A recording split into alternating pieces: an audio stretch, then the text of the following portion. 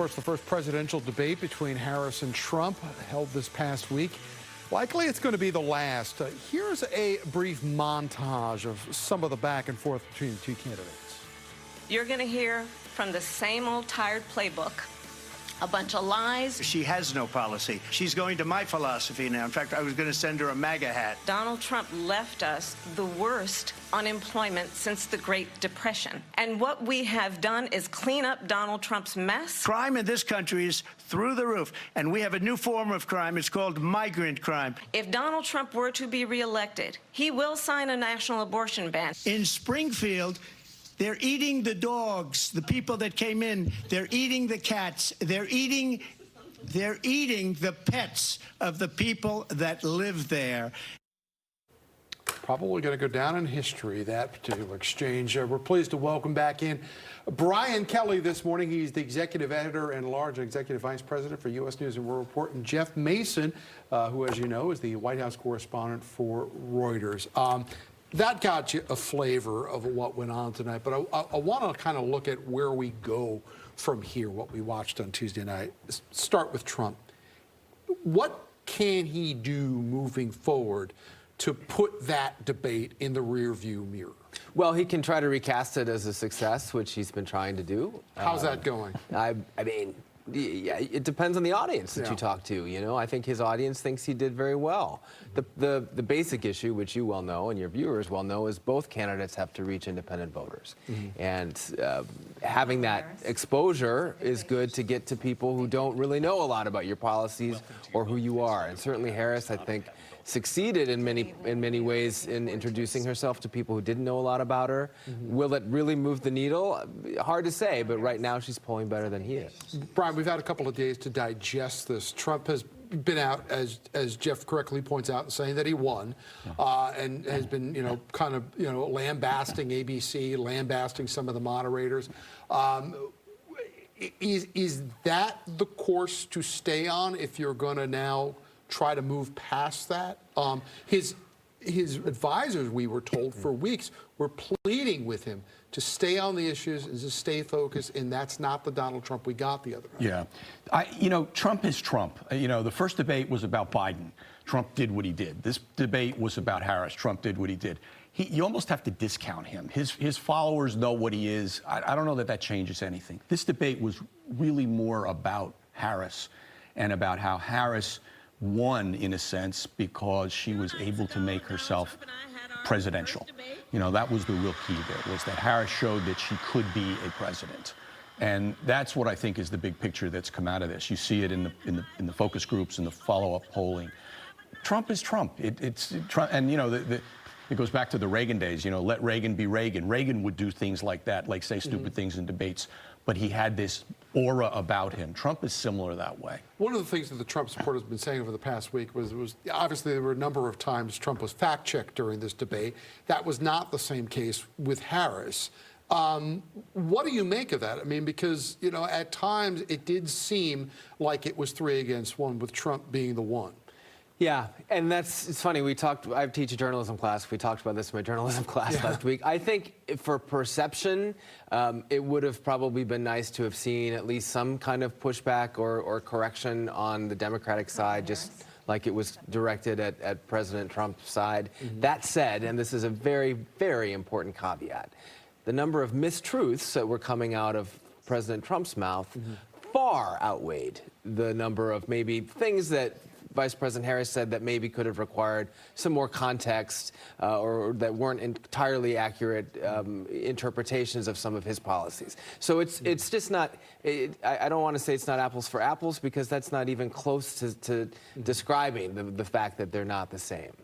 Brian, would you agree, though, it's easier to fact check a data point or a figure or something along the lines of an actual number than it is some fantastical thing that someone will just utter and there's really no way to get your hands around? Well, I think real-time fact-checking is a fool's errand, and I think ABC didn't do itself any good there. It was pretty apparent that they said, we're only going to fact-check Trump. Why bother? It's so hard to fact-check in any circumstance, let alone within 30 seconds. They had to have somebody in a booth someplace looking something up. Some of these facts, you know, they're not as easily binary, one side the other, as people think it is. So I think they should leave that alone. Let the candidates fact check each other, which is what has always been the tradition in these debates. Harris seemed to get more comfortable, you know, as the debate went on clearly, and showed a little bit of nerves right off the top.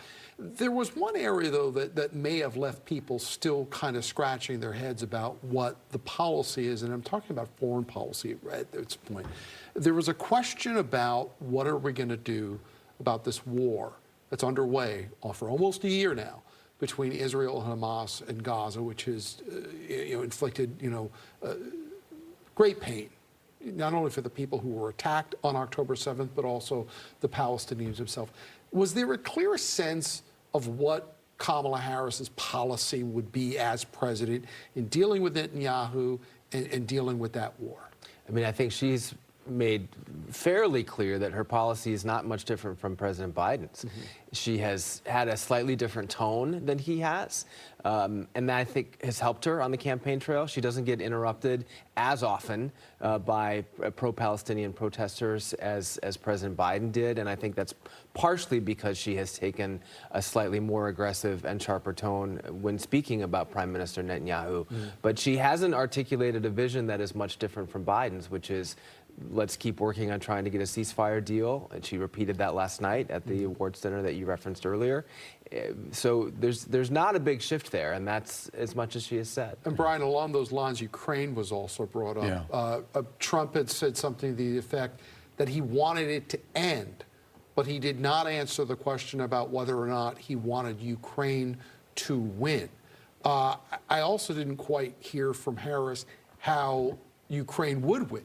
Yeah. So are we left still with some unanswered questions about what either one of these candidates, and this is not a false equivalency thing here, right. There did seem to be no concrete answer on that one Right. from either side. I don't think there is, and I don't think there's going to be. I mean, when you get into the weeds on foreign policy, first thing I'll say is I don't think these are election win-lose issues here. People at the kitchen table aren't. The issue is the knocking economy. around foreign The issue is the policy economy. questions. Nobody Always. wants to be a professor on this. Yeah. And as Jeff said, she is sticking to the Biden foreign policy. She's sticking to all of Biden's policies, which at the moment I think is her real shortcoming, because, as you say, coming out of the debate, she did well. She could be the president, but everybody that is on the fence is saying, but what is she really going to do other than what Biden's doing, and a lot of them are unhappy with what Biden's doing. Of course, the concern, though, is with foreign policy questions, there's always the danger of the U.S. getting pulled into these conflicts, and that would make it a domestic issue really quickly. I want to talk about moving forward here right now. We saw the vice president at the Congressional Black Caucus giving a speech there, talking about how Trump was out there with his, same old tired statements that she says, and she said this a lot. She had a big rally in North Carolina the other night. What does she need to do over the next 50 days to not only keep this momentum going, but also she appears to have closed the gap in 5 of these battleground states. 2 of them may be out of her reach. Does we only see her in those battleground states for the remainder of this campaign season, or will she branch out? Oh, I think we'll only see her in those battleground states. I mean, that's a safe prediction. I was with her in North Carolina. I was with her last night at the Phoenix Awards as well. She's focusing on getting her message out to those independent voters that we were just talking about in those battleground states. And that's what she has to do. She is ticking up in national polls, but national polls don't matter. The polls that really matter are the ones that are in the states that are going to decide the Electoral College. Brian, Trump tends to top out at 46%, but did the other night possibly hurt him in that there may be some swing Republicans who just might stay home after that? Yeah, I think you've seen it again in some of the polling and some of the focus groups. Marginally, a few people moved to her. And there's no question Trump has been damaged by that. It's the question, the next step, and Jeff said, in these key states, what is it that she's going to do to get people to want to vote for her? And even if she hasn't won over Republicans, if a few of them decide to stay home for Trump, that might have done the same. Dick Cheney endorsement, I thought, was one of the things that did have some resonance, that gave permission people to sit. Brian Kelly, Jeff Mason, always a pleasure. We love having you here at the desk live this Sunday morning. We appreciate having you back real soon, of course.